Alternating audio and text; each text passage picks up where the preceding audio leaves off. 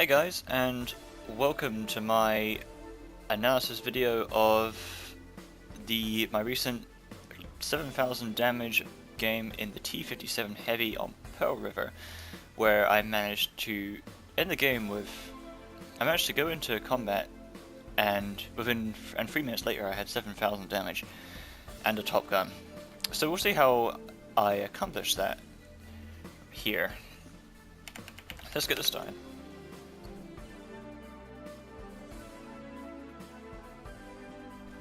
As always, first of all, we'll take a look at the team lists. I'm actually very confident in this match. While the T57 Heavy's armor is not very good and can be penetrated by most tanks,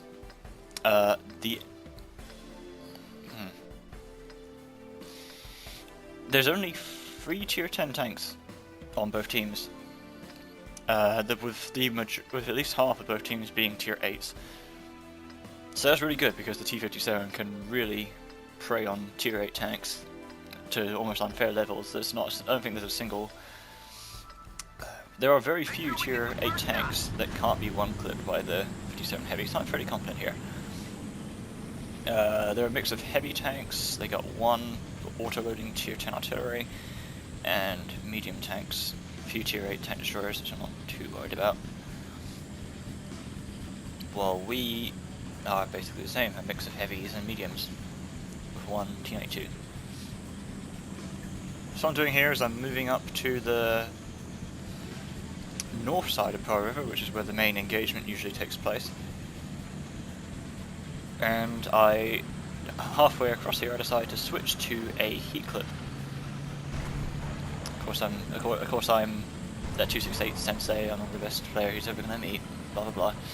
I switched to a heat clip because what I'm expecting to run into is a T125 or an E100 as soon as I get here, and I want to dump a full drum into the E100's turret from the high ground. So I switched to heat here. Sadly, it ends up getting thrown on this guy.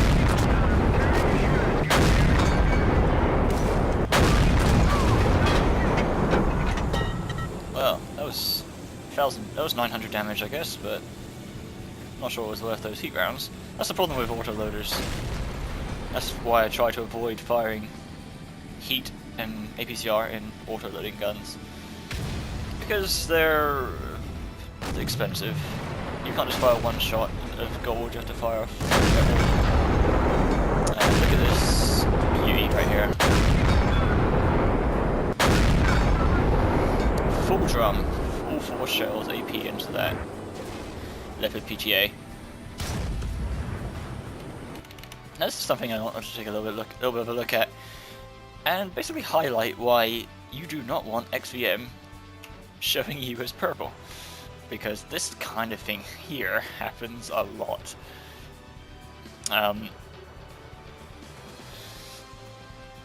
What this bad chat's doing is I've just unloaded my entire drum, I've started reloading, and he's charging at me to try and take me out. But look at the amount of support I have. He's going to charge in here to his death, and this actually happens a lot if XVM shows you as a purple player. A lot of people are not afraid to completely throw themselves away to try and kill that unigun. And that's usually what happens. Sometimes they do actually succeed, especially with autoloaders like a Batchat or a Wolfenträger or a T57 Heavy or a 50B. A lot of time, sometimes actually they will succeed in killing you, but they'll die themselves. I mean, it happens a lot, trust me. So I'm reloading, I can't fire back. He tracks me. Second shots bounce. I see he's firing heat rounds there.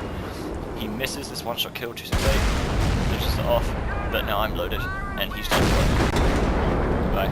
Goodbye. Shot into the E5's low plate bounce, second one penetrates, third one penetrates, he tracks me.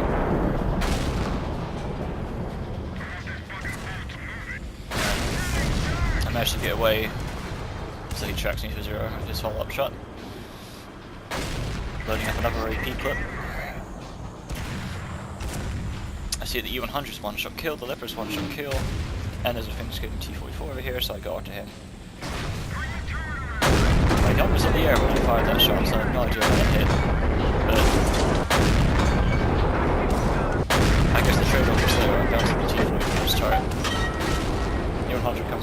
shoot me, but I'm already backed on reloading.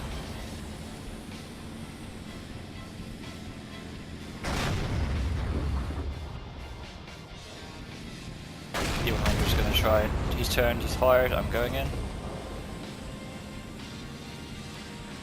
I'm not gonna even bother trying to fire at his front from above. On the side, shoot yourself, turn dead. Now I've got 3 shots on Z5. 1, 2, 3, dead. Reload. Artillery fires at me and misses as well. And I'm very happy with that engagement. I think I actually say it in chat too. On top of that, with that, whoever it was on my team cheering me on at the beginning as being like the best player ever, really pushed me to try and prove it in this match, as it were. So I'm running up here, and look at this, full health T20 prototype sitting in the base. 1, 2, 3, dead. That's the top gun right there. T110 gets one-shot killed by the T92 because they're advanced. And I get my final shell in my drum on the 54, lightweight. Back up, reload. There's not much of the team left at this point. These guys are both one-shot kills, I'm still reloading. I'd move up anyway. 54 bounces his kill shot, and well, yeah, it's mine. I'll take it, don't mind me. Lol. Yeah.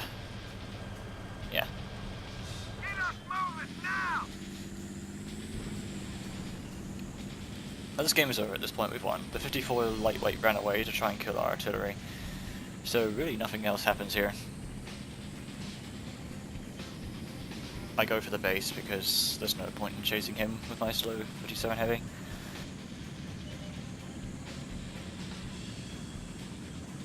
I consider turning around here, and in fact I do start turning around after I get spotted to go back, and I'm like, nah. I'm like, nah, there's no point, I'm too slow. Someone else will kill him before I get halfway, even halfway there.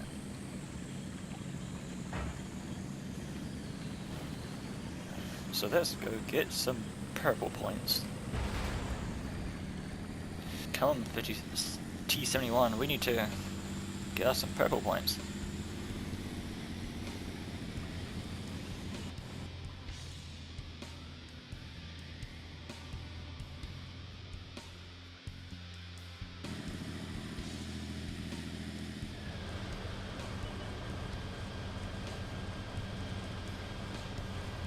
It looks like the 54 lightweight actually couldn't find the T92 in that position he was in, and went running around down the K line searching for it, but never actually found it, and ran face first into the low, which killed him. So yeah, that was a very quick match, and it really demonstrates the sheer power, especially against lower tier tanks, tier 8s, thin-skinned tanks like the Leopard PTA, and then being able to and flanking the T125. It definitely shows the strength of the 57 heavy. This tank fires extremely fast and it reloads extremely fast. It's got amazing DPM. And as long as it can stay safe while it's reloading, it's extremely powerful. It has its drawbacks, obviously. At long range, at medium to long ranges, this gun, despite being statistically very accurate, accurate statistically, with pretty good penetration, this gun at medium to long ranges will miss and bounce all the time. If you're penetrating more than half your shots per match, it's a really good game for you, because you rarely get rarely get better than that. But at close range like that against thin-skinned targets, this tank is incredible.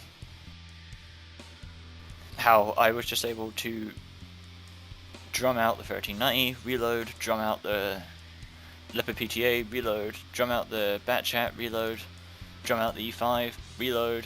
You know, it's just the same rinse and repeat, and at close ranges like that, you don't have to worry about missing and bouncing unless you're fighting against tough targets.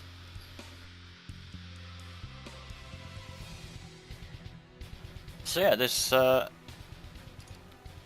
an interesting match, actually. Very quick, very high damage, victory.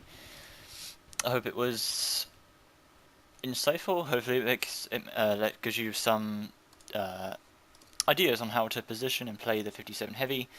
Remember, target primary light. If you're playing a 57 heavy, primary target should always be thin-skinned vehicles. Doesn't matter what tier they are. Thin-skinned vehicles, you're much more likely to penetrate and actually damage it. There's no point in dumping a full clip on an E100 and bouncing every one of them, because this gun will quite happily do that. Also, try to pick off isolated targets. So something you should always be doing with an auto-loading tank. Find a target that's isolated, and people do that all the time. One person will run ahead of the group where he's got no support, and you could just blow him away. Which is the main advantage of having an autoloader over a single shot tank. Anyway, that's this match. 7,000 damage victory, 57 heavy on Pearl River, and I'll catch you next time.